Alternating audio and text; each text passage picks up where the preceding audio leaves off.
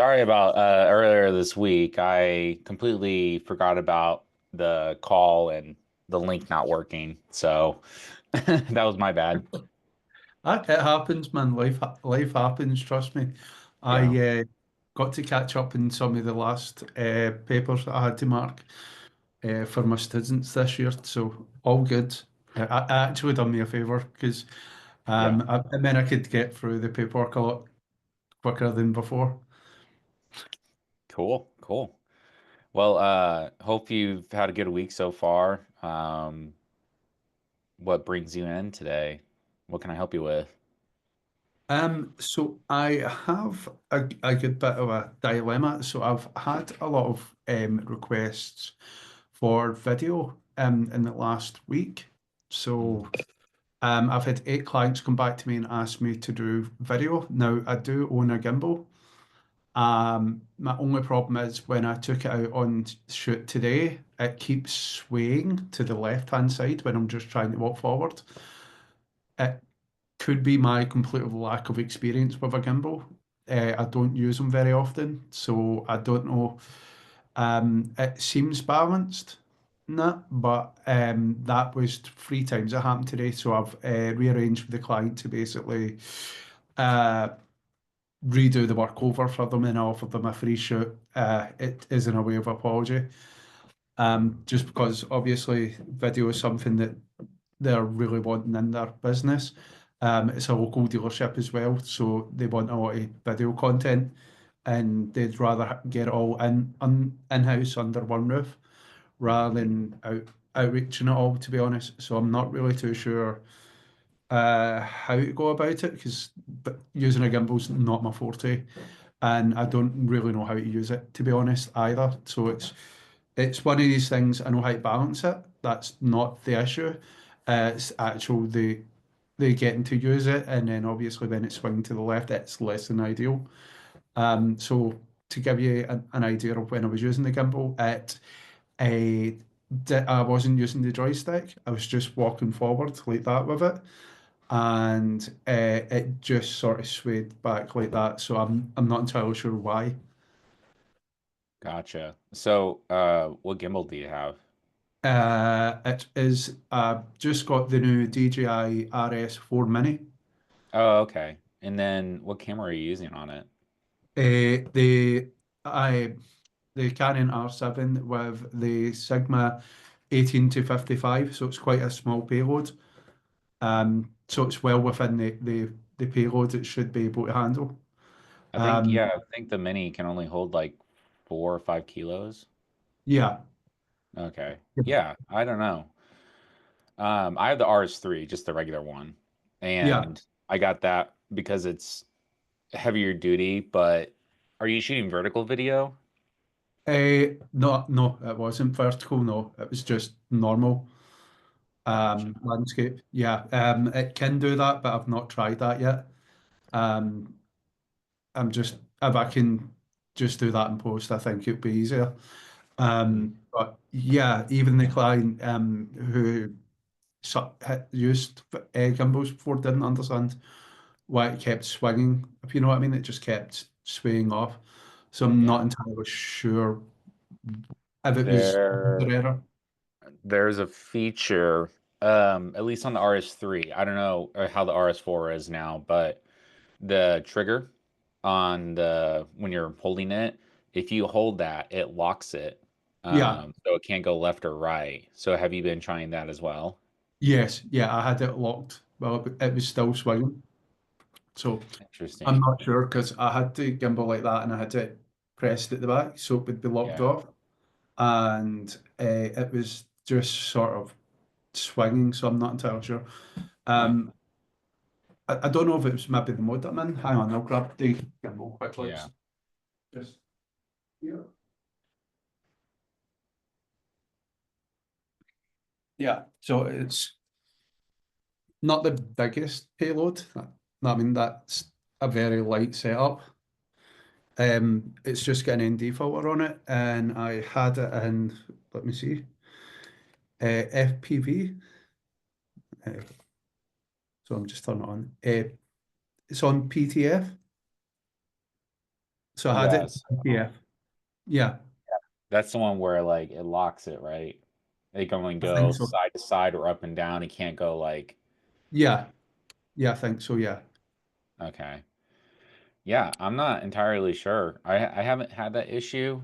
Um, and you've checked the balance on it and stuff, because really it's the balancing that's the only thing I could think of that would cause your Y- issue. Yeah, so I laid it down on the road and it said it's got the auto calibrate, so I calibrated it twice to make sure. And it was saying everything was fine. The gimbal was stable. When I was moving it up and down the axes and stuff like that, it was staying vertical wherever I was moving. Even when I tilted it, it wasn't moving around. So it was, as far as I know, balanced correctly. So I'm not entirely sure, but I just don't want to waste the client's time again. Yeah. So I'm going to be seeing them this time at Tuesday. They're booked Yeah. in. So I've got the weekend basically to try figure this out and get it sorted. Yeah, I Uh, was gonna say it sounds like it might just be something they have to do trial and error on. So are you shooting cars with it? yes, yeah, Nice. it's strictly automotive. Yeah, that's all I'm shooting with it. It's just automotive. It's not people. Yeah, Cool. That's awesome, man. I mean, it's still tricky to use. Like I don't use mine as much, which I want to use them more of, but they take time to get used to. And I still run into situations where it's like I have jittery footage and stuff. One thing that I had to learn was if you have internal stabilization, you have to turn that off whenever you use gimbals because they fight with each other. Like the calibration is different between those two devices. So, like for instance, Sony has what's called steady shot. So if I'm shooting handheld, it's pretty good, but it will combat with the gimbal, and so it'll actually make the video look really wobbly. yeah, um, that's another thing that you have to look out for. But as far as it like swinging to the left or something like that, that just sounds like a balance issue. I mean, even if like, especially since you're using a zoom lens, the issue I run into with the 24 to 70 is like if I want to zoom in, I have to recalibrate it. Like I have to yeah, rebalance it. But like with this newer lens, it's a internal zoom, so it doesn't go in and out. So if I were to yeah, throw this on my camera and use it on a gimbal, I can zoom in and out and I don't have to recalibrate, which is great. But yeah, they're tricky, but very useful tools. yeah. So that was one of the issues that I had today. Um, so other than using the gimbal, everything's been sort of good. Hmm. I just need to get my head around OBS, to be honest. Try figuring it out, but I couldn't. Uh, Yeah. so OBS was to do the recording of the edits.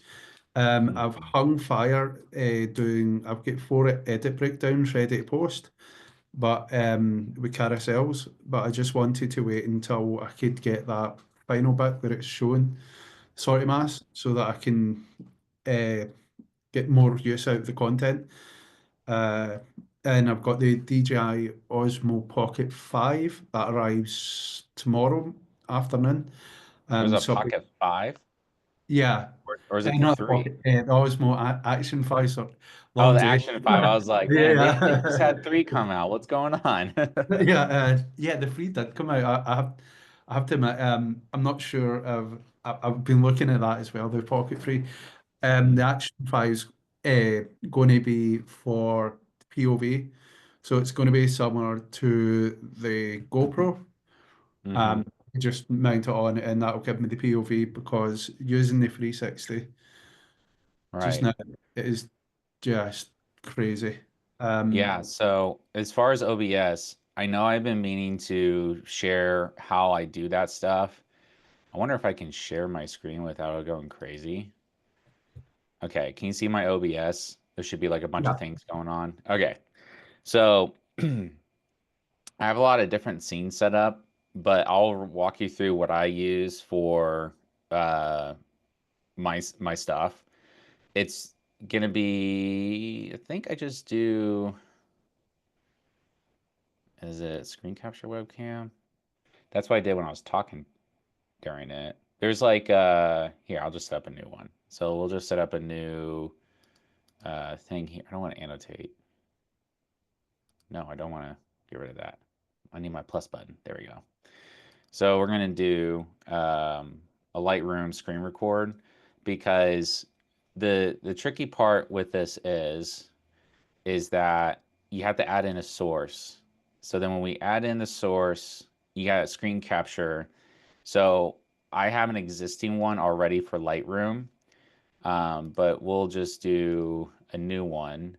And when we come on here, there's different options. You can do display capture where it displays what's everything that's on the screen, or you can do an application capture and then you pick what display it's on, which right now I only have one. Um, and then I actually don't have Lightroom open, so that would probably be helpful if I had that open. And I don't have my hard drive plugged in because I was gone earlier. So let me grab that. So you can see Lightroom right now, potentially. I'm just seeing a blank screen just now. Blank screen. Okay, cool. Yeah. So if I go to, it should be showing up there. Hold on. I'm gonna go change properties, application. There it is. Okay. So we go Lightroom. Now you can see it on screen and see if I can do this. Okay. So now you can see Lightroom, right? Yeah, yeah, I can see a photograph of your backpack and that, yeah. Yeah. So the thing about OBS is on screen, I have it in landscape mode. You can change it to where it's in vertical, but the issue is that it will do it for all of your scenes, which gets kind of annoying. So like when I do my talking to camera, I want it to be, for YouTube video, right? But I'm sitting directly in the middle. So if I want to crop it in for a talk like a video I posted today, like I can do that. So when I do Lightroom, depending on your screen, because I'm using an ultra wide right now, you have to change the size of the actual application, or in OBS, you change the size of the capture to where it's like lined up in the middle, right? So it's a lot of finicky work. Whereas you could literally just go to OBS preferences and then actually you can't see that. Hold on. Let me No, change no, my no, share. I'm seeing you're in your settings there. Oh, I'm you seeing, are? Okay, good. yeah, yeah, Uh, so when you do the video, see how the aspect ratio is set up? It's 1920 by 1080. Like you have to flip those numbers around in order to get the vertical. I can't do it right now because I'm doing a virtual camera, but it will change it to where your layout here is vertical. So if you're not wanting to do multiple scenes, like, you have a talking head or stuff like that, you can do it that way. When I do talking heads with Lightroom and I have this turned on, I will essentially place my camera like right here and then oh wait, yeah, like this. That's how I did it. Okay. So I have like all these different scenes, like I said, yeah. set up. So that way, like when I want to do talking head and I'm showing what's on Lightroom, I do it this way, and I have like this plain background that I've created. So if I can just find out where my Lightroom went, my God, what happened to it? Anyways, I think it's just being a little finicky. So I will like position it like this red box, kind of like that, to where the majority of the image is being shown, and then I'll have my talking head down here. So I know like roughly in the middle of my screen from top to bottom is where that's going to be. So it's not difficult, but it's also like very finicky. I would recommend just changing the aspect ratio to be vertical if you're only going to be doing vertical video, like where you're recording the Lightroom. Yeah. And then whenever you add those um, sources, they're saved. So like if you want to change scenes, but you want to change like how things are oriented, like all that stuff gets saved in there. There's tutorials you can watch on YouTube, which are pretty straightforward. If I have the time, I can make a quick video on how to like run through and create stuff. But OBS is very useful. I think it's more useful than using the screen recording option for MacBooks, which I've Yeah, tried before, but like it looked weird. So I just use OBS because it's free and you can customize it, and is just recorded straight to your hard drive. And then from there, you just kind of like chop it up a little bit. I speed up my video because like I'm not editing at 20 miles an hour, yeah, So like I just speed it up to do those videos, and majority of the time they do well. So I haven't had a video not do well. I think I've always gotten 10,000 plus views on those videos whenever I show like the comment at the front of the video saying like the raw is better or this is why you should edit your photos. And then I show the editing process. I put a little note up top saying like step one, step two, step three. Those always do pretty well. They don't convert into much. So like typically there's a call to action on them. So like people want my presets, they can comment that word and then it gets sent to them. There hasn't been a lot of conversions like that for that particular type of post, but it gets a lot of views. It does get a decent amount of engagement as far as like shares, saves, and likes. Shares have been really good on that. So I've always gotten, I think, like in the 10-20s range of shares. yeah, So some higher, and that ends up doing pretty well. So it's easy, frictionless content. It's just a matter of when you edit a photo, just record it. And then even if you don't use it right away, sit on it. I've actually had some photos that I've already edited and I just go back and I re-edit them. And like yeah, you want to be you want to know the wiser because like it's so fast you don't see what's going on, but you get the general sense of what is happening, and then I just show the final image at the end, which yeah, is pretty straightforward. So, yeah, it's good content. It's easy content to do, and you can replicate it on literally every single photo that you do if you wanted to. And then, like I said in the call last week, you can do the same audio on Instagram. So, like for instance, I have the audio saved on my project file. If I go in there, I know where I want the image to change. I know where I want to cut from my POV to the screen recording. So it's literally just drag and drop, make a couple of adjustments here and there, and then I'm done. Like yeah. 15 minutes or less, right? And I thought about doing that today, but then I remembered I had to do my monthly update video. So I was like, oh, we'll just do that instead. But yeah, it's very easy put together kind of stuff. And then for the POV video, I always try to get the exact shot, the POV shot that the picture is being taken in. So like the transition looks natural. So like when I was doing the endurance race and I was shooting at night, it was a night photo. So I always try to find that footage and then pull it into the project file. But if you can't, you can't. No, I don't think anybody's gonna really care. It's just more of my continuity that No, I no, want. it makes complete sense. Yeah. That's a a great skill. And the thing that you were showing me there, I think would be fantastic. It's going to let me jump on and do a lot more of the educational videos as well, like having maybe me going through a presentation or something. Mhm. So when I'm like explaining maybe which is more geared towards YouTube than it is probably towards Instagram. Mhm. So say I was delivering what I delivered my last to the last of the sort of night classes tonight was understanding the exposure triangle, but I can explain it and talk them through it. So they have that little box, they can see me talking through it, but I'm also showing all the animations and stuff like that as well.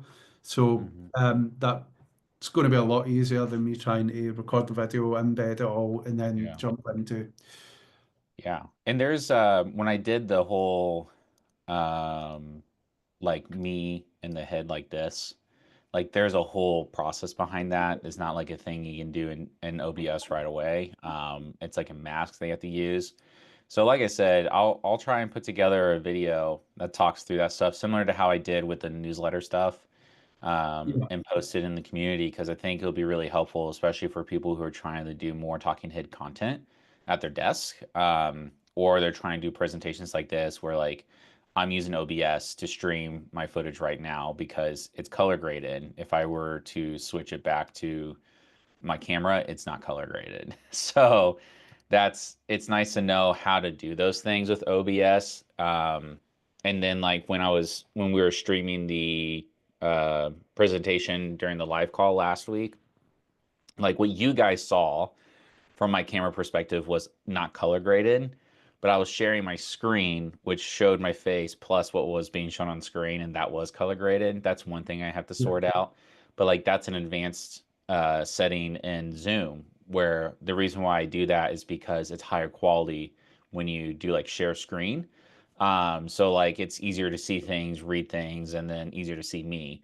So there's a lot of different functions you can do with OBS, which is great. It's just learning how to mend it all together. So like for you, for instance, if you're doing primarily YouTube videos, like you'll be filming in the landscape format. Now, if you want to chop that down and use it in Instagram Reels, then you could do that.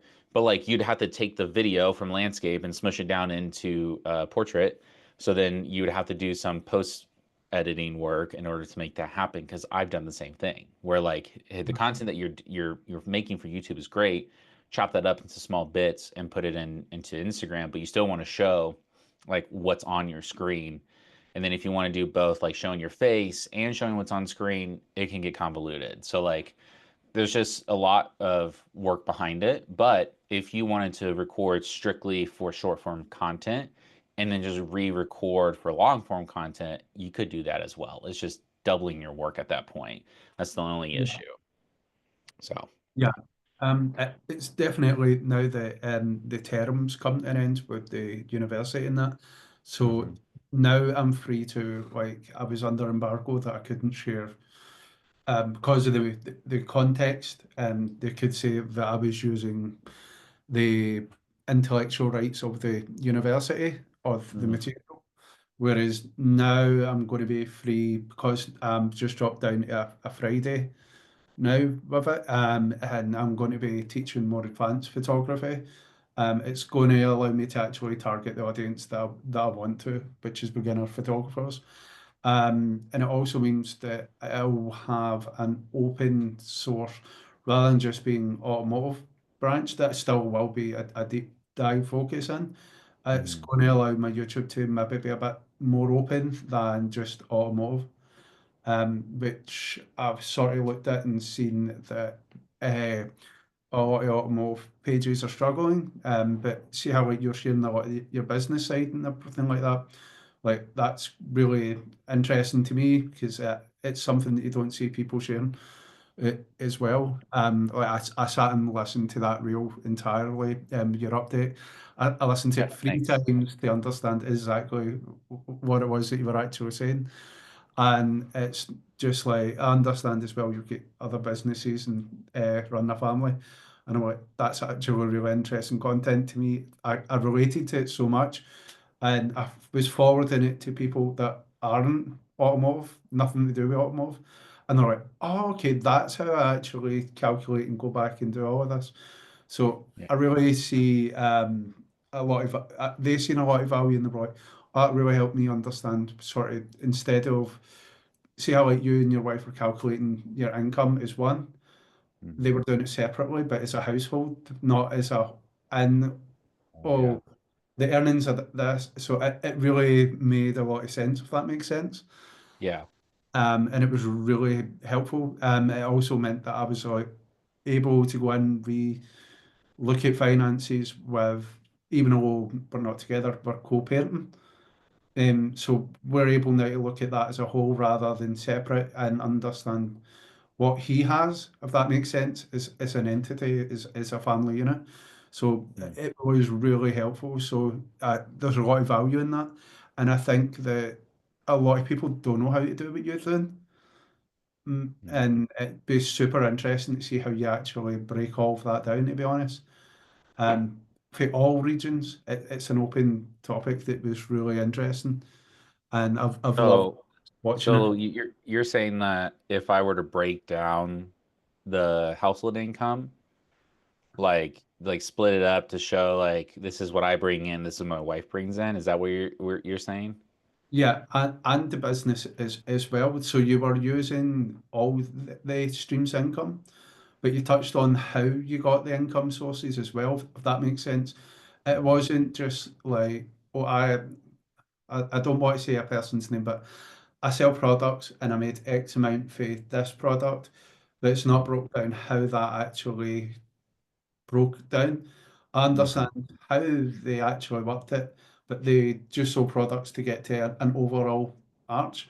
Whereas you were breaking it down month by month and what brought you the Yeah. income, if that makes sense. So it's in the minute detail that actually helps other people. Like if you don't come from a financial background, or there's a lot of people that aren't brought up with financial literature that isn't in their education basis.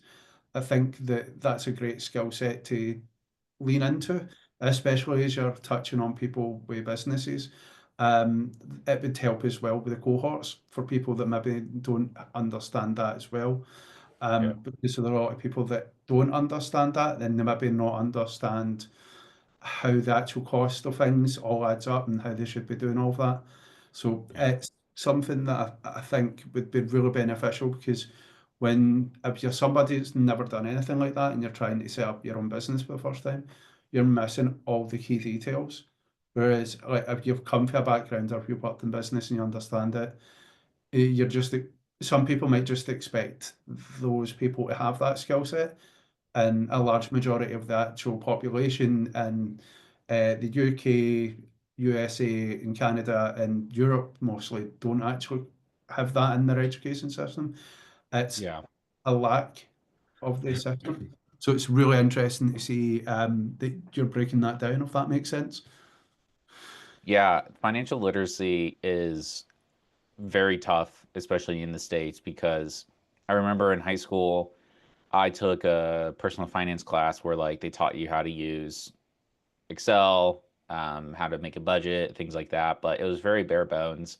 And then in college, as an elective, meaning like I have the choice to take it, I took a personal finance course, which was interesting. It was an online course and I had to retake it because I didn't pass because it was like I didn't really care about it. So I didn't take personal finance seriously until post college when I was in a tremendous amount of debt following my college education. So I decided to like dig myself out of the hole. And then when I did dig myself out of the hole, I told myself I'm never going to do that again. So ever since then, which that was back in 2015 when I did that, I have made it my life's mission to be more financially literate and also be financially independent. So like showing these updates and me talking out loud to a broader audience about, my general income, the stuff I'm challenged with as far as like expenses and whatnot, and then also talking about my business income is very hard because I came from a family that didn't talk about money. And I think that's also Yeah. another thing too is that culturally people don't talk about money because it's like a taboo. And even culturally in the United States workspace, you don't talk about how much you make with your coworkers because it's quote unquote illegal. Like it's not illegal to talk about how much money you make to your Yeah. coworkers. It's this environment that people have created for themselves to keep you in a bubble of not knowing like how to do things. Like how do you save money? How do you set up, a business? What does it cost to run a business? Things like that. And so although I show on the surface how much our household brings in, how much the business makes, that's just the scope for the challenge itself. If I were to dig deeper into the finances and show, like, here's where all of our money went, here's where the money for my business is going, like, how much am I actually making versus how much I'm spending in my business? Like, that stuff, like, I can go deep into the weeds on that. It's just people to understand what all that means is much harder than just showing a couple numbers. Like, you have to explain where is this money coming from, where is it going, and why. And like my job that I've given myself when it comes to teaching people how to turn their passion into a business is not just saying, oh, just post your work, get famous, and start, making money. It's no, it's a long grind to set up your business in a way where it's sustainable, it fits your lifestyle, but also is not going to put you into financial ruin. Because like you have to invest at some point into services, softwares, equipment, and it gets overwhelming. But if you understand like using what you have and then slowly bringing money in and taking that money and reinvesting it, like people probably don't even know what the word reinvest means. Like what does reinvest mean? It's you whatever you earn from your business, you don't spend it on getting a coffee or grabbing lunch. You spend it on the software that you need, the skills that you need to learn, the equipment that you need to use in order to make the content or run your business, those kinds of things. And so every dollar that I've earned from my business, not just this year, but like the year before and the year before, have gone into reinvestments into the business to keep it running. And there have been multiple times, especially this year, where I've actually been at a deficit, which means I'm spending more than I'm earning in my business and I'm having to subsidize it, which is getting money from somewhere else and putting it into the business. And I'm subsidizing from my salary. And I see creators over and over and over again online highlight how when they started content creation or they became a full-time creator, they starved themselves because they couldn't pay themselves in order to eat. They had to put all their money back into the business. And I think that's not sustainable and I think it's unhealthy. So my approach is I'm keeping my job as long as possible. And so that way my business can lose money without me losing my money. And if my business loses money a year or two in a row, no big deal. I can still put food on my table. I can still pay my mortgage. I can still, take care of my family. But I'm not going to go off the deep end and say, screw my job, I'm going to leave and just go all in unless I have a plan. Like I need to have what I consider or what I call a financial runway. And that financial runway is just imagine like a landing strip. So like a landing strip for an airplane, you need a lot of runway in order to land safely. And for a financial runway, that's the same way. If I were to save, a year's worth of expenses, like if I spend $40,000 a year on living, and then I save a $40,000 cash fund, then I have 1 year to get my business off the ground, right? I have that runway to get my business off the ground and become successful. And obviously, the bigger the runway you create, say not just 1 year, maybe 18 months, maybe 2 years, you have more time to take risks and get your business up off the ground without crashing and burning. And a lot of people miss that part. A lot of people think that they can just dive in head first and make it work. Like, yeah, sure, if you get lucky. But if you don't get lucky and you have to go crawling back to a job, then it's just humiliating. Whereas if I'm building up my reserves and I say I'm giving myself X amount of time, I'm more motivated to get done in that X amount of time because I know there's a clock ticking. And the shorter time that you have to make something work, the more likely it is that you're going to put yourself in a position where you're going to work your ass off and make it work because you have no other choice. But, Yeah, you still have that safety net of if I fail tomorrow, I still have my job. If yeah, this idea of mine falls flat on its face, that's okay. I still have a sustainable income. I still have a good place to work. I don't have to go job hunting at all. And I've been doing that for years. Like I just hit my 4 years at my job. And I'm sure people at my work know that I create content on the side and know my intentions of someday leaving corporate work. But right now I still show up to my job. I still do my job well because that's what's paying my bills. And then I show up after the fact to my business because it's not paying my bills right now. It's just somewhat paying all my bills for the business. And so I want to try and bridge that gap for people is like financial literacy and what it takes to run a business without driving yourself into the ground. yeah. I knew that Yeah. when we first had the conversation, and I think it's just healthy for everybody else to see the mission statement, understand your goals and things as well.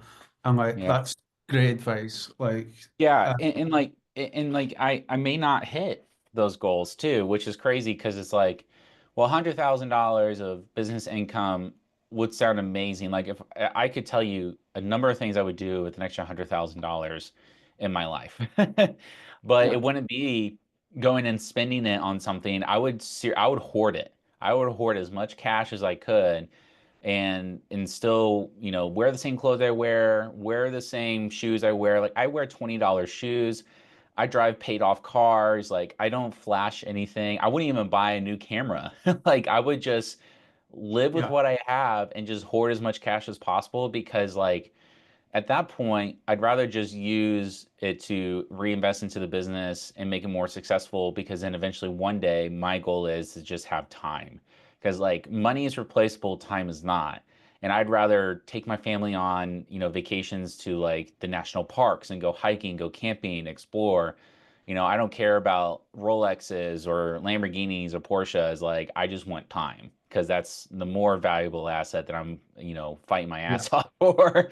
And, yeah, like, I think a lot of people see on social media these snapshots of people's lives where they live in luxury, they drive nice cars and all that stuff. And like that's fine, but like in reality, is that what people are actually wanting to have? Like if that's all you want to have, go for it.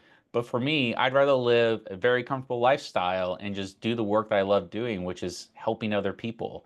Like the only thing I'm helping people do right now is make a shit ton of money, and that's at my job. Is I make people above me more money, but that doesn't like lift everybody else up. I'd rather work a job like this where I'm able to help lift other people up with me. So like as I succeed, you succeed. And that's the kind of job I want to work. And so that's also why I'm as transparent as I am in my finances because like it's not all glamorous. Like I'm not over here making tens of $1,000s a month, through my business. Like I'm making pennies a day at this point because I'm not as proficient in online business as I could be, and I'm investing a lot of time and energy in becoming more proficient. But as I invest that time and energy into it, I want other people to learn from what I've learned and my mistakes. And so that's why I always highlight like here's where I screwed up, here's where I could be doing better because then they can see like oh, he makes mistakes too. It's okay if I make mistakes and then other people be like, "Oh, well, he made this mistake. I'm going to do everything I can to avoid that." Because that's how that's how I grew up. My older brother, whenever he would make a mistake, I'd look at that and be like, "Oh, I'm not going to do that. I'll get in yeah, trouble if I do that." Like I'm trying to be that big brother for everybody else. Like, "Hey, Joe screwed up here and here's how it happened. Here's what came of it. Let's try and avoid it." You know? yeah, absolutely. It's also why I'm fully transparent about my aims and goals and Hmm. like the issues are because, as you said, it's a shared passion, and you're 100% right. So many social media, it's highlight reels. It's not actually, but what are the actual it's happening behind the scenes. I talk to creatives all the time, and they're like, "Ah, yeah, I went and I done this that looked amazing on camera, but actually I was exhausted, and it meant that they were doing like 22 hour job days, and you're like, yeah, no, I don't want that. I want to buy time to spend again with family. Very much like yourself, I think that too many people are chasing the highlight reels. Like buy time back should be your number one goal because like you if you invest in your skill set and skill invest in your time, your business, and you take your time and like it's not a marathon, it's well, sorry, it's not a sprint, it's a marathon. Like you're going to be doing if you want to do this for say the next 30 years, then you're going to take your time to make sure that you do it right. So, like, for instance, how I was talking about the video, I wouldn't be happy just throwing. I got some video today of using the gimbal, but I wouldn't be happy with the quality. No, I mean, I wouldn't hand that off to clients, just because it wouldn't be the kind of brand that I want to, the quality of what I want to put out. And I think that that is also when you think about it, is you go back to your personal brand or your brand as a whole as your business. You want to build up a representation of being professional and also showing that you are capable of doing the job that you're asked to do. But at the same time, there's a great thing in what you're doing by showing the process. And that's really valuable to actual creators that are in the business of doing it. Whereas some people are just showing, oh, okay, I've learned this skill set.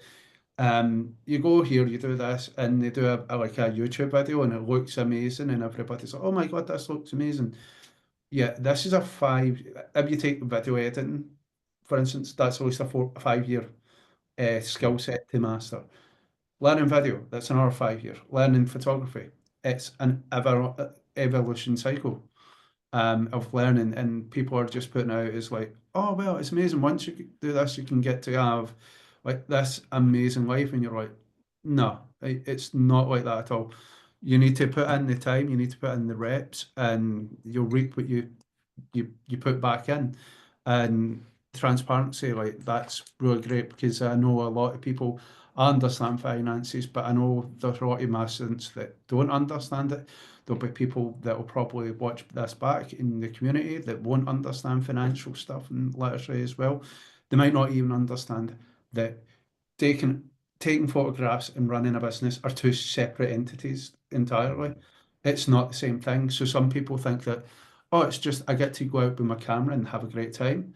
So Yeah. no, no, no. Like you're going to need to put in, and I'm sure you do this yourself. You with your brands and stuff like this, you put in a lot of downtime as well, like in front of the desk, and you do it. I know for our previous conversations you do it while you're working because you've got flexibility, so you use lunch hours and stuff like that. A lot of people aren't thinking like, okay, I might be at my 9 to 5, but I have an hour's lunch. Let me just edit out this, or let me script out this, or let me pitch an email across, or let me get a photo deck ready, or a presentation for clients. That's the mentality that you need to have if you're really wanting to go full time with it, or if you just want to do part time. It's still the same work, it's just double the load if you're doing it full time. But obviously, you need to consider if you're having like a family and things, we both have have families, like that takes up time. Do you know what I mean? Like, so Yeah. not everybody has a fight. We have a very restricted amount of time, and I think that the people that have more time, that's great. But if you have a finite time, you're going to need to, and I encourage everybody to use your content planner because I use it every day in work and out of work. I'd said that to you. We run everything off it. It was a godsend, and just basically having everything down in front of you like that, it, it makes everything easier to do as well. And yeah, sometimes you just want to do an off the cuff video and you just know what you're going to say. That's great. Other days, like you said, you know what your content is or what you're posting, things like that is. And you're like, okay, but a lot of beginner people don't know how to even get in the mindset of doing that as well. That's a mindset that they don't have.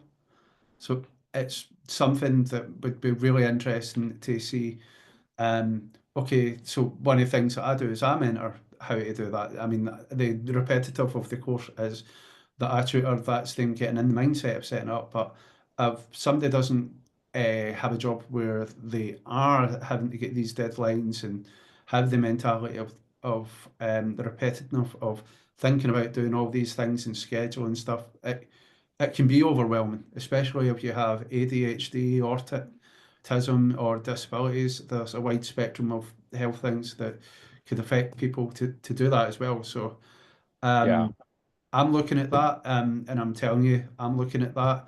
I don't know if you have some advice on that, but I see that as somewhere that for my students, 80% of them struggled this year. And I mentored this year 2,870 students. And that was the biggest feedback that I got this year. And Is that struggling with like planning stuff. yeah, people planning Yeah. stuff, organizing. They don't know how to do mood board timings, time management. This was all sort of like the feedback.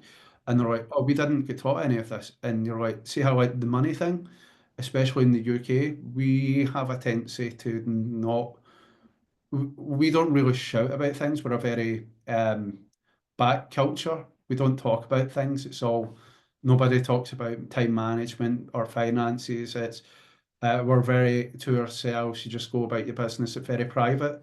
So getting people to understand that here, and I'm sure you said it as well, it's actually a global thing because we had international students, even students with China and everything. Were like, oh, okay, I've never talked about finances before. How do I deal with Yeah. this? How do I actually plan all of this? So Yeah. I'm giving you knowledge that I've it's just straight up got today.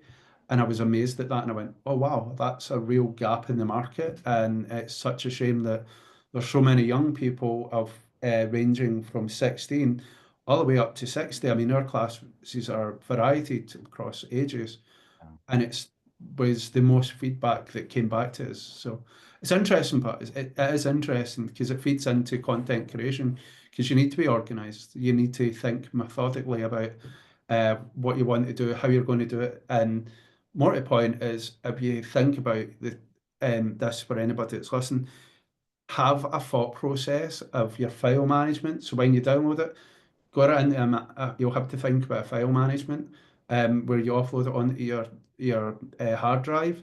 If you get an SSD that you're going to do that onto, you'll need to think about these things. Have backups as well. Think about also how you're going to charge everything as well, all your gear, what you're going to need for each shoot. Each shoot will be different. Each client's expectations are different. You'll need to create different mood boards, so you'll need to learn how to create all these different things. You'll need templates and stuff like that that help you across the way. Me and Joe both use carousel templates. Joe has carousel templates. We use templates as well for a carousel post, like the editing breakdown. I've got one. I'm sure, Joe, you have one that you use and you just Hmm. uh, take in. These are all small little things that a lot people coming into content creation don't understand. And like having that nuance of skill and understanding, it's a lack of it doesn't get given in education. I said that to you in our first call, like coming off of the fact that I came off my degree and I learned stuff for you and Ben that was mind blowing to me and what the actual job entailed. And I just finished a degree that was cost me over £150,000 to complete. And that information I got off of you so quickly and I implemented it so quickly. So I think a lot of people need to think about that sort of mentality and things that it's missing. And it's also maybe worth thinking about cohort stuff and that, having them as part of it as well, maybe having parts of that in there so that people can understand how all of this is. Because some people might understand nothing about business, some people might have a little understand, some might have a lot. Um, it's certainly one of these things where as a tutor, I've noticed there's a lack of education across the board, and it's systematic. It's very much across the board of every country. It's not just a UK, Europe, USA, America. It's across the board. So Yeah. yeah, that's what I found in my last year of being an educator. Yeah. I definitely know what it feels like to not be a good planner. I'm not a good planner. And in the last 7 months, I was diagnosed with ADHD. Now, I've thought of over the years, like maybe I do have ADHD just because I would find myself with a lot of the symptoms, but I had to go see psychiatrists and then talk to a therapist and get diagnosed that way. And I was put on medication to help me out at least for a little bit. And I'm not one that likes to rely on medication because I feel like the dependency um, is not what I want to deal with. And I was put on non-stimulants, thankfully, and it did work. But then it increasingly became more expensive to pay for the medication, so I stopped taking it because I was like, it's not worth it. And so I do things like I have physical notebooks where I write notes down. I have a physical planner, which I used up. I have to get another one. But I'll plan out my days on majority of the days. But then there are many days where like I don't plan out my day and it gets thrown into a blender and it's just like I don't know what I'm doing. A lot of my time recently has been work related because, I took on a really big project. It's a big deal. So the time from 8 a.m. to 5 p.m.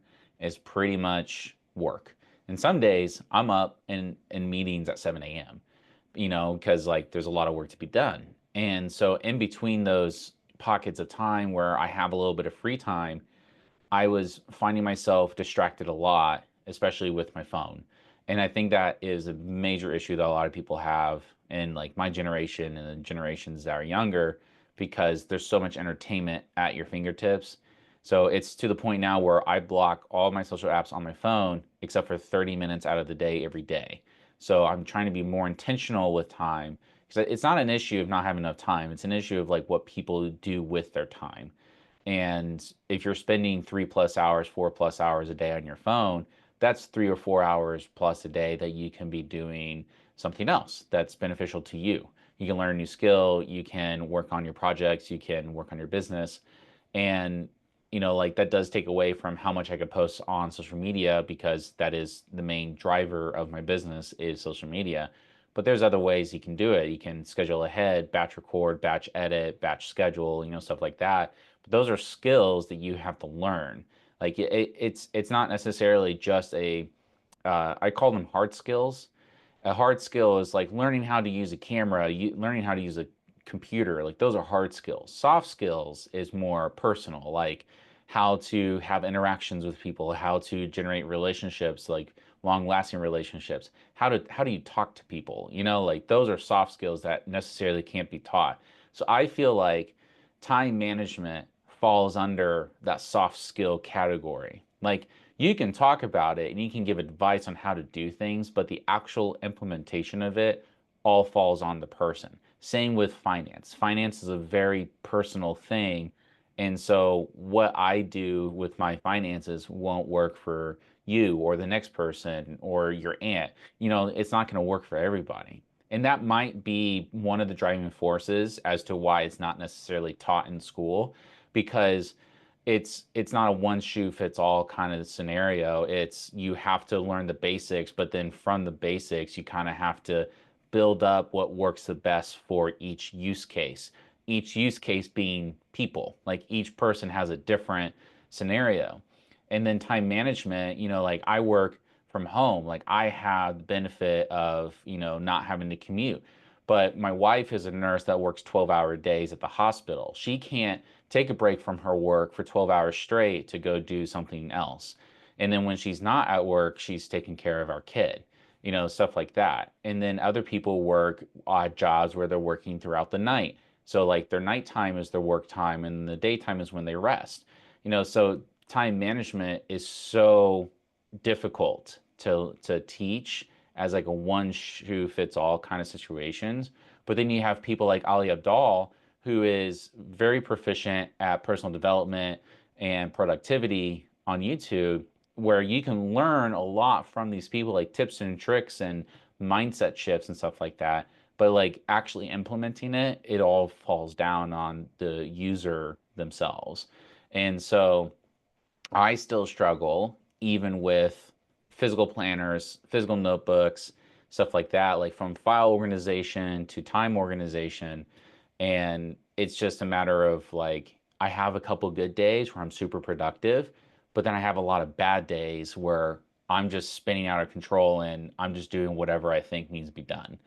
And so having what I call an SOP, a standard operating procedure is basically the best way that you can move about your day. So like you wake up, you brush your teeth, you take a shower, you get clothed. Like what you do step by step in your day is your standard operating procedure. And then you have to fit in what you want to do for your business in your spare time, which is what I do. Like I don't give a full day to just my business. I give a fraction of my day to my business, which is why the growth is so slow. But if you stick with it long enough, then the business growth starts to compound, and then you can replace the time that you had devoted to other things with time for your business. But that's mostly going to be your job because you can't replace time with family and your responsibilities as a homeowner if you own a house. But, eventually as a business owner, you can replace your time that you spend at your 9 to 5 job, and your new job is just your business. And then once you get to that point, you control what you do with your time, whereas people in, corporate work control your time. And there's a book that I love by Tim Ferriss called The 4 Hour Work Week, where he basically breaks down how to turn your lifestyle into a lifestyle where you only have to work 4 hours a week. And it's completely possible to work much less than what you have to in order to be successful. It's just like, what do you do with your time? So that's a book I recommend people reading because I read it and I found it to be very powerful. And it's gone from I'm a workaholic, working 60 plus hours a week to I want to work 10 hours a week max and still make the money that I want to make, Like that's Yeah. how it's come down to. And it's all about like what do you use with your time? And it also talks about like outsourcing and stuff. So like is there something you can outsource to somebody else so you don't have to do it type of thing. So there's a lot of things that you can learn. It's just you have to actually implement it. You actually have to hold yourself accountable to it. And that's really hard for people. Yeah, it really is. It's one of the things that I had students this year that didn't implement it, and then when they did, you see a change. It is down to people. I think like there is, as you said, you've just gave really good, helpful. I know he's a doctor. I'm right in saying he's a doctor. Alibaba, he's a He doctor. was. He was, yeah, yeah. He Yeah. was a doctor and he isn't anymore. Yeah. I know that when he was building that, he was still doing both of them at the same time. As well as like automation stuff like that, that gave me time back as well. There is certainly things that you can learn what to do, how to do. So I think that for people that are watching this back, there's a lot of different, there's 101 ways to do the same thing. I think it's just if you do have a 9 to 5 job, like I did for the longest time, before I went into my education, um, I became very proficient in time. And the way that that was time blocking. So a little thing with there. I don't know. I have one of those too. Yeah, Here, uh, mine's dusty because I haven't used it in a while. But yeah, yeah. yeah. I was you that sent me the link for Yeah, that. it's like it was like $12. Like just Yeah, it's a kitchen timer. It's the technique called Pomodoro technique. It's called Pomodoro because that's the word tomato in Italian. And like kitchen timers are in the shape of tomatoes. So yeah, in case you're wondering what that means. yeah. But yeah, It's something that like for every task. So if I'm editing, so I'll set like a 30-minute timer yeah. for editing and stuff like that, as well as, but I do it all the time. So if I'm jumping, if I'm getting ready, I'll set it for 10 minutes. So how does this work? Because of how busy I am, I get up at 4 a.m. every day. But then I have medical issues myself, as you know quite extensively more about. I've got medical things that I need to deal with in the day, so I have got to go to doctors, hospitals, and everything throughout the week. And I also have to do that for a child as well. And I'm co-parent as well, so I have schools and everything to deal with as well as all the responsibility of the business, my clients, and also with the college and things like that as well. So using that and setting these timers gives me back, and I've been implementing as well what Joe was talking about. So blocking off on your phone how much time I spend on social media. I spend 20 minutes on social media a day. That's it. Um, Mhm. that's it. I go on, I like things, and then I'll schedule my post. Once 20 minutes is gone, it's gone. I don't jump back on. Don't re engage with it again. So when I am jumping on, usually it's for that time. So having things time allocated for me, it's been a game changer, and using that is very much free. If you're like, oh, I just want to go out with my friends for a certain amount of time for a few hours, do that as well. Just time it in like at night time and go for like 9 a.m. to like 12. I'm going to go out and do whatever Yeah. because not everybody will have kids, so you'll have more free time. Hmm. But again, what you need to ask yourselves really for anybody watching this back is how much time you willing to sacrifice. And me and Joe can give you as much advice that we have. It's down to you, as Joe said, about your implementing everything. So, like, I went away and I've implemented a lot of the things, and I had a lot of things that I didn't know how to do. But I then came back and asked advice, and I've implemented the advice that was given. So you need to work on yourself. Nobody's going to show up and do it for you. You need to show up and put in the work and do it yourself. And if you're at a period in life where you're like, well, I can't really deal with that, just take one, just write down step one, step two, step three. And if you're somebody that struggles with getting through tasks, just do the first thing and that's good enough. Take the next day and then just tackle it off like that. You don't need to put so much pressure on yourself because it will be a compound impact. Obviously, the work that Joe's put in, the reason that he grew so quickly was because he was compounding his actions, and he's still doing that now. You heard that he's working extremely hard in all aspects of his work, and also then when it comes to home time. But he's found a healthy balance that works for him. Everybody else will be different. So you need to have a look at what is that you want. Are you wanting to make it just a sub income, or you want to make it a main income?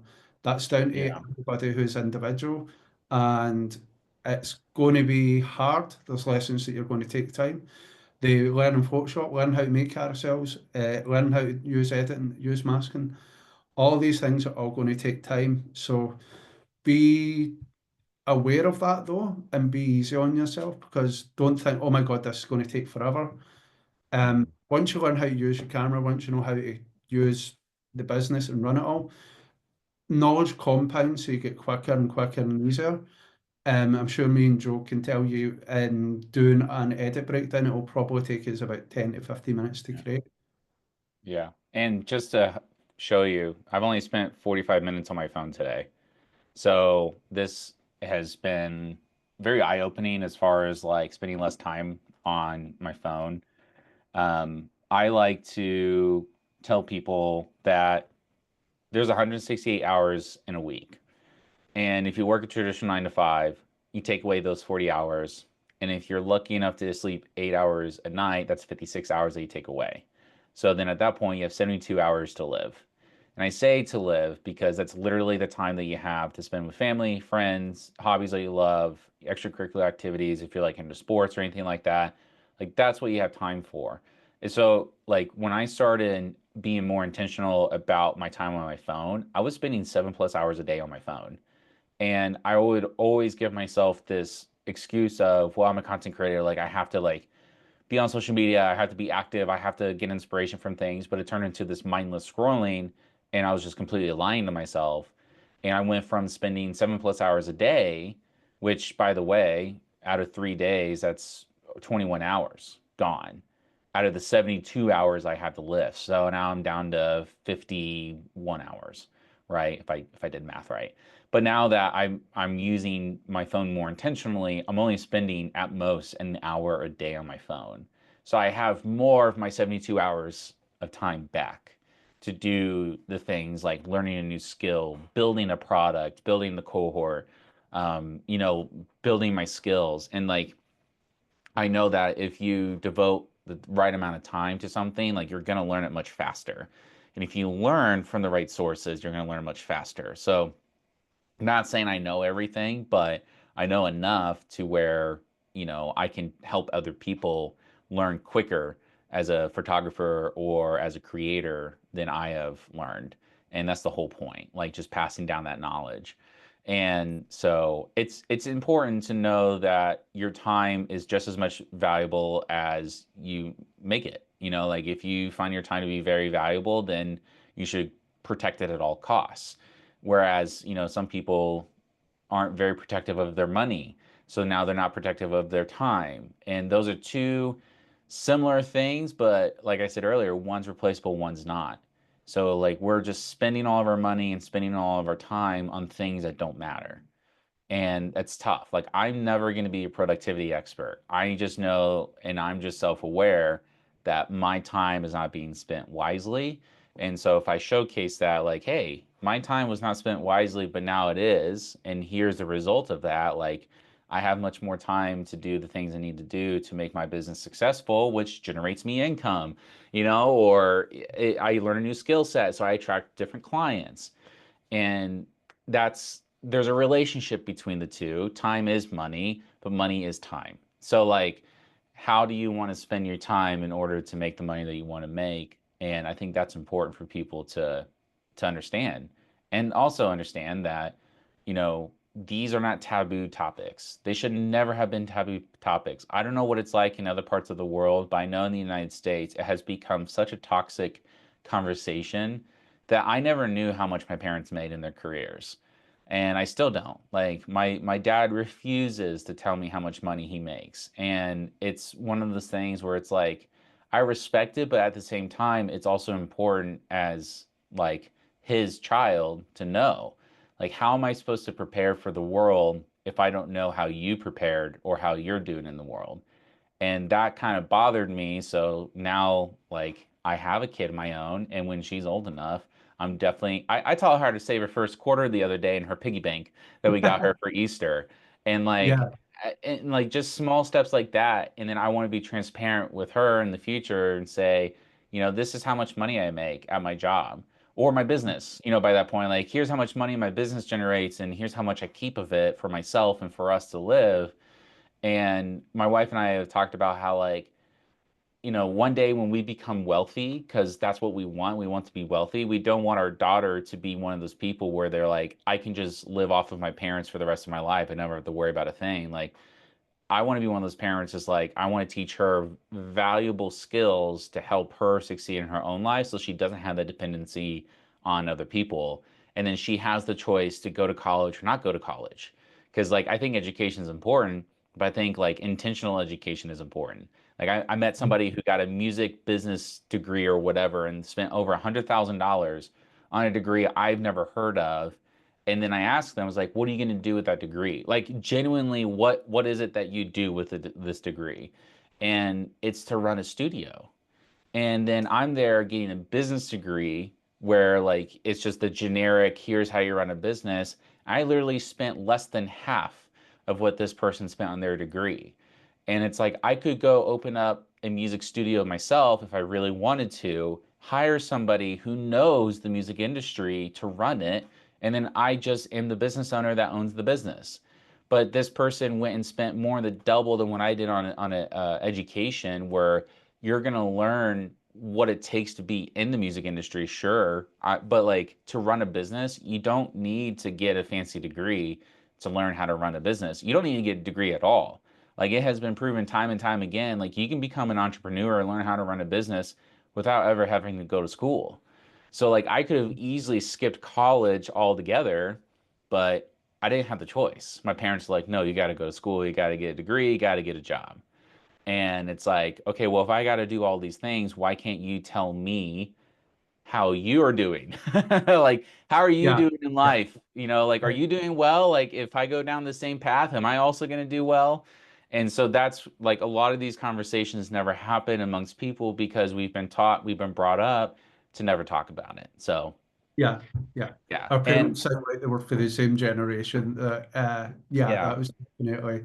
Um, yeah, I think me and you had a previous conversation about like when my little boy was 2 or 3 at the time, and when he was first starting, and we were doing introducing him into finances, was like how much he was spending at shop. So we gave him a budget, how much he would have, but he would understand the cost of like a teddy or something, just something small that he could understand.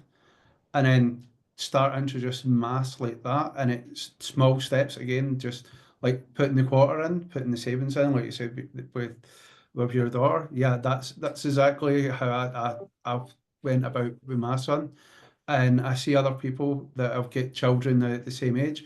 So my little boy's now 9, and he's more financially literate than some friends that I have that are my age at 45. And that blows my mind that he understands the cost of how much time he has to do something, so can earn additionals, versus also what the cost of something is for time exchange. Whereas I've got friends that just go out and they get their paycheck on the Friday, come Monday, the money's gone and it's another, and they're maybe paid weekly, and you're just like, wow, Yeah. that's crazy to me, because you're just like, you need to understand it. And there'll be the same people that say to you, oh, I can't get ahead in life. I don't know where everything's going wrong. But this where like it goes back to where you were like, it's up to them to implement it. I've shared the same path goal that I use for him, and they fail to implement it. So at some points, you do have to say, yeah, it is individual, but definitely introducing it as young as possible is 1,000%. That's one of the things that I changed with my son as well. We both were on that mission. Me and his mum are both aligned with that, just like you and your wife are. Like that is something that needs to be open, and we want that for everything. To be open. If he has an issue with something, he comes to us, and we have the skills and give him the knowledge how to do it, because a lot of people don't know how to do problem solving either. There's a lot of Mhm. Gen Zs that haven't had to face issues, so that when they go into the workplace, you see it, they're breaking down all the time, and you're like, well, they've not been taught how to deal with pressure, how to manage it, and things like that. That's not their fault that they didn't get taught that. But now the workplace is, they're seeing how the real world works, and it is hard to see. It's hard to see young people having to deal with that. But it's something that definitely, I think, if we can broach it with students of ours, and there is going to be people that watch this that are younger as well, and probably sitting there going, "Oh wow, I never even thought of this." Yeah. That's the sort of thing that should be passed Yeah. on indefinitely. The takeaway is, and then I had to jump. The takeaway from this is that, time is invaluable, money is replaceable, but like to be successful in anything, you have to be very intentional with your time, your money, your resources, and it's something that's not taught well in the education system. I don't know if it ever will be. So it's really important for me, at least, to educate as much as I can. Like, I have had friends where I've had conversations about finances before, and it turns them off. Like, I don't want to talk about that. Like, that's stupid. But then, they may have an issue come up where like they can't afford something, and it's like, it's never a, I told you so. It's more of like, let me know, like, how can I help you? Like, I can't help, with your money Yeah, situation, but I can help like coach you on things, right? And it's just because like I genuinely care about people's success. And like we even have a friend who, their partner is not very good with money and is just, it's awful hearing about like all the things that they keep doing to put themselves further in the hole. And then when we purchased this house, like I'm 31, I own two houses, which is not a common thing in the US. The average age of a home buyer in the US is like 35 years old for a single house, not even for yeah, two. And so like we bought this house, we moved into it, they helped us, and I overheard a conversation between my wife and her friend, like, oh well, my partner is like, well, Joe and his wife are fine because they have a fancy house they bought and stuff. Like, I have a very, very subtle house to begin with, but like, yeah, we didn't buy two houses and have three paid off vehicles because we are wealthy. Or rich. It's because we literally were intentional with our resources and our money. Like, I haven't had a car loan since 2021, and my only debt is my mortgages, right? And so yeah. like I've consumed so much finance content since 2020, um, because I was laid off, and I just like, you know what? I'm tired of being dependent on other people for my livelihood. And so like I try to pull some of that into some of my content right now, and also try to pull it into the live cohort because I want people to understand like you can't just go on the seat by the seat of your pants anymore. Like, you have to have a plan, you have to have structure. and that's with your time and your resources. So, but no, I think like being able to pass that down, even if it's not to my own kid, but to like people who are younger than me, like teenagers right now are absolutely screwed.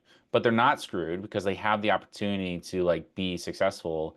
Like millennials literally got shit on over Oh, the yeah, last few yeah, decades. You know, like we've had so many crises, like once in a lifetime crises that we've gone through. It's like, okay, well, here's just another one that we're going through right now. No big deal.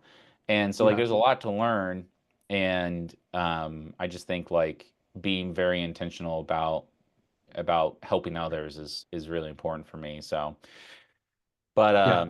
yeah, I appreciate the conversation, man. I know we didn't do a lot of like answering questions for you. It's just kind of It's okay. like shooting the shit and stuff. But I Yeah, think it's all good stuff, and yeah, I'll put this up as soon as I can. But I think that there's a lot of good that can come out of conversations like this, and I'll try and do more of it because like if you find it helpful and other people find it helpful, then I'll do more of it because I think it's important to be transparent. Like it's not all sunshine and flowers. So yeah, definitely. I know when I left school, it was 2008. Woohoo! What a yeah, time to go. I was like, yeah, that was interesting because I was in middle school and I was just like, wait, I can't go do this thing with my friends anymore. And my dad's like, no, I took a pay cut so I didn't lose my freaking job, Joe. Like I didn't understand the gravity of the situation. And I see videos on the internet now.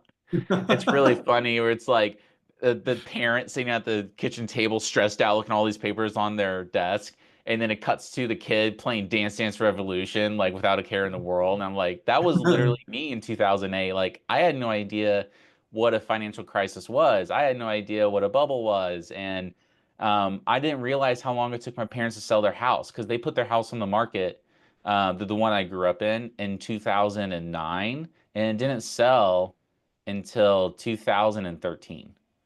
yeah, And yeah, that was like after the bottom of the market, which I didn't know the bottom of the market until I was older. I was like, oh my God. They sold their house. We were trying to sell our house for years. And so like it was an yeah. interesting time. It's a long time to But think back. Yeah, I left school. I was 18 at the time, and I was just like, ah, shit. I had basically done the motorsports degree and everything, and I mhm. thought, oh great, this is set up for life. And then it was just like, yeah, no, I'm off to the army. Yeah, yeah. I had to stop doing extracurricular activities. I was in martial arts and it was like $70 a month, and my parents like can't do that anymore, can't afford it. We would go ice skating every weekend on Fridays, it'd be like $20 a kid to go, and like, oh, we're not doing that anymore. Yeah, And I was like, why? Like they're like, just go outside and play with your friends. Like that's all we can afford right now. So I was like, all right, whatever. So, yeah. but anyways, thanks, man, so much for the chat, and we'll